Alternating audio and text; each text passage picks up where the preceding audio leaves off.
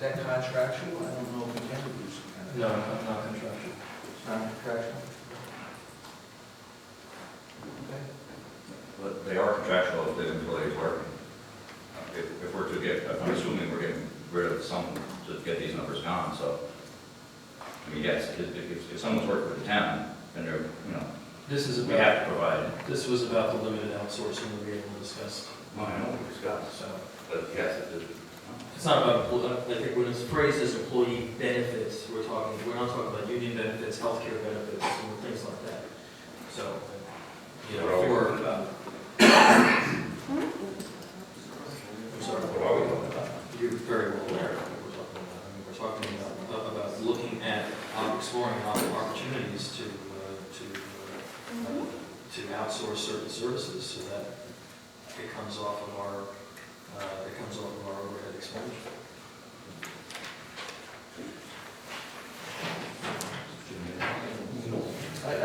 I think you explained it right, so it's not union benefits. No, I don't want. That's where No, concern I had. Yeah, exactly, yeah. I- I think we need to clarify that. And can I just point out something also, you know, we're utilizing fund balance $175,000 in general fund this year. We're putting ourselves at the level that was, wanted to be in the reserves. Moody's, we're borrowing, you know, advertising our pension. Moody's is gonna look at this, and they could downgrade our rating, so that when we go to borrow, we could be borrowing that up. Why would they downgrade our rating when we have a 20% Because reserve? they look at your fund balance, and they look at what's happening, they look at that you're advertising your pension, which you never did in the past, so they look at all these factors. Right, but And then look, now, we have governments in this state that are in significant fiscal I crisis. agree with that. We have a 20%, which is the people's money that they have already paid. So, and Moody's is going to look at not just how much you got in the bank, but also how you're spending the money. And it was raised with me that, well, you know, if we needed to, let's say, we needed to pay more, let's say, into Larry's department because we get, you know, 20 feet of snow or something like that. Moody's doesn't look and say, well, you know, you kept below your 20%. If you've got an exigent circumstance and you're spending the money judiciously, that's what they're looking at too. So it's not just, well, if we go below a certain level, we're going to get downgraded and we're not going to be able to buy anything or whatever. So I want to make that clear. We have, this is an austerity budget, but we also have 20%. We also have a 20% reserve, and that's your money. It's not our money. It's the money you've already paid that's come out of your pocket. So, I'd just like to respond to that. We do have a 20%, but the way we're budgeting this year, the proposals that I'm hearing here, at the end of 2015, it's not going to be anywhere near 20% because the fake numbers that we're putting into this budget this year, they have to be paid. I mean, if it snows, you have to come up. If a sewer line breaks, we have to fix it, or anything else like that. That money's going to come out of our reserve. And that is definitely going to hurt our movies. And that's also our rate credit rating, our bond rating, and everything else. And if we, I don't want to say I'm 100% sure on this, but if we're putting numbers in here that aren't realistic, I can't imagine that Moody's is not going to say, well, why didn't you budget that money? Why didn't you raise that new tax rate? Why didn't you take it out of the reserve if you wanted to take it out of there? Instead of saying, I'm going to put lowball my numbers in here and then just take it out of the reserve when we need it. Because that's what we're going to have to do. We can't not pay the bills. Bills come in, you still have to pay them. We've been nowhere near a problem of downgrading. We went through lean times, we had hardly any surplus in it, and we are the strongest town in this county from a standpoint of bond rating. We had nothing but, we refinanced bonds 3 or 4 times in the last 3 to 4 years during the worst time to be financing, and we got A-rated on everything we've done, or better. We established a 20% arbitrary reserve. This was not there during those years when we got our ratings established. So, I mean, this is not bringing our town down to this despair or anything like this. It's purely looking at a budget. It's a responsibility to set a good budget and also match to it and do some work to it. Not just set a budget and then use the money because the money is there. So if we're reducing overtime for some of these other expenses, we don't look at ways of reducing overtime. Read the papers, read the other municipalities, that's what they're doing. They're doing it all, they're looking at that. Any kind of organization that has a budget looks to spend the money the best way they can. And you don't start stacking away money now for a rainy day at this point now.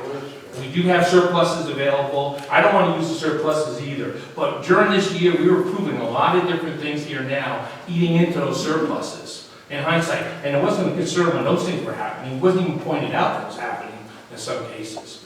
So I really think that you're misrepresenting. I do understand you on your budget. I'm just looking out for the taxpayer. Okay, I'm not misrepresenting, but when you say you don't know, Mr. White, there's not a penny that's spent in this town that you don't sign off on. You do it. Yeah, I realize that. Right, so don't sit here and say, all right, that we're spending it and you didn't know about it. And if you didn't know about it, maybe you should start reading the papers, these papers in front I of was told every time I voted on something, it was budgeted. Was I not? Did I not ask that every single time we vote on any payments? Unfortunately, you did ask that. I think you should have known it. Ooh, unfortunately, say that again? You did ask that. And you stated it was. Mr. White, I So that means were you wrong when I you have- stated I that? have Did never you mislead me? never stated that anything was budgeted, that wasn't budgeted. Okay, so then that kind of oxymoron comment you made there. Whatever you want to say. Well, I'm going to make a motion to accept the preliminary budget as the final budget in the form of a motion. I have a motion on the table. I didn't. I made a motion. Or was there a motion? Did I make the motion with the proposal? With everything you said. Yeah, 15 minutes ago, yeah. I said I make the following motion, and I went through all the others. Well, I would have no problem coming back to look at that, but I certainly didn't hear a motion made. Okay, you're If the rest of the board heard it, then that's fine. I didn't hear it. do what you like. You're the supervisor. Okay, I'll make a motion to accept the preliminary budget as the final budget. There's no second, so the motion is done. Now make it. I'll make a motion as I just presented, $100,000 of reduction in expenses, and it's just outlined. Can you give me that outline? I'm jumping.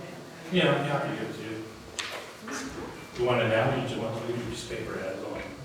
Well, you, no, however you. Okay, well, I just indicated it all, but you want to read it again? Or you want to do I like it? it in writing. Yeah, I'll give it to you right now, you're my piece of paper. It's right here, it's all listed. Okay, there's a motion.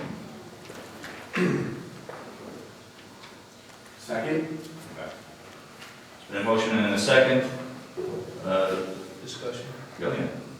To accept the budget that Mr. White is proposing. I don't have the rates. I'd like to have the rates before there is a vote taken on, but we don't have the exact rates, what that would be. But $100,000 less off the preliminary budget is my understanding. Right? Yes. Okay. I'm sorry, there's been a motion and a second. Discussion. I think we're just trying to keep the taxes down a little bit on the rateables, on the commercial end of it, so we can bring in, commercial. Hopefully, things go correct in the next couple of years and we get some rateables in and, so I'm gonna look at the positive side of trying to bring some good rateables in. And keeping the taxes low on the commercial side, which might help us out.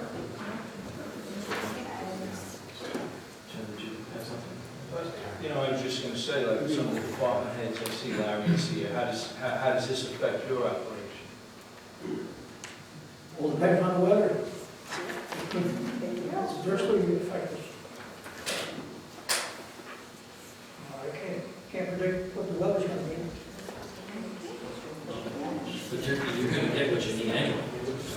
I mean, if you need it. It's just- That comment right there speaks for itself. You're gonna get it anyway. So we'll make up numbers and we'll put them in a budget, but we'll give it to you anyway. Right, but Isn't that what the budget's about? You're raising taxes on Where are you getting it businesses. You're raising taxes on businesses for the purposes of budgeting money that you don't know that we're going to need. We're not decreasing his budget. We're not cutting his budget in this proposal. We're increasing it based on a perception of what may happen, a hypothetical. Which I don't think that you should be raising taxes, particularly on commercial properties and commercial business owners and large-scale investments based on a hypothetical. We have the reserve. If he needs salt, he's going to get salt. Yeah, he's still going to get his salt. But again, this has to do with whether or not the town should be asking for more money up front. And that's what, if you look, you and I, we talked about this, we've got a pattern of behavior here that we have to do something about. Specific, in particular, when you've got me and other people who are trying to meet with developers and potential investors into this community, for us to be able to vote for a budget that would put our increase of commercial property taxes over the last 5 years at more than 25%. So again, and Jeff, I'm not picking on you, okay? I'm just expressing my view, Listen, I'm not looking for any praise. No, I know, but I'm not looking for any praise, and you can pick on me all you want. That's not what this is That's about. part of the job. I can handle it. But, again, we're talking about raising taxes again. There are pay raises for all of the elected officials in here, midterm pay raises. This is a philosophical thing. Stop politicking and let's vote on the budget. We have wonderful elected officials in this town. They're fantastic. I have a philosophical thing. I think that our policy should be changed, that if they're at the end of a term. Even Congress isn't allowed to give themselves a pay raise midterm. Well, we've got pay raises for elected officials in here. I philosophically cannot vote for that. And you shouldn't be voting for his budget, because it's in there. I know. But, so those two issues, for me, I'm just expressing my opinion to the public, and they deserve to know where I am. I agree with Mr. White on some of the overtime numbers. And then we've got other issues that Karen, who, by the way, Karen got dumped into the deep end of the pool on all of this, and she's done a wonderful job. She's only been on the job for a couple of months, and she's had to deal with all of this, and she's done a terrific job. But she and I have talked about some other things. So, that's where I am on all of this. And, I'm happy to hear everybody else's comments. Anybody else? Okay, there's a motion and a second. There's no more discussion. Madam Clerk, we'll take a roll call. Councilman Priscilla, No. Councilman Jacobs, Yes. Councilman White, I'll wait to. And I'm gonna defer back to you. Yes. Councilman Monahan, Yes. Supervisor Finn. No. So the budget passes. Okay. In that? Right. Those are the changes, the recommended rights. Yes. Okay, that being said, we'll make a motion to close the meeting, and again, remember that we're, make a motion to close the meeting in honor of all of our Stony Point veterans. Second. Motion and second, all in favor? Aye. Executive. Motion to go to executive session. Thank you.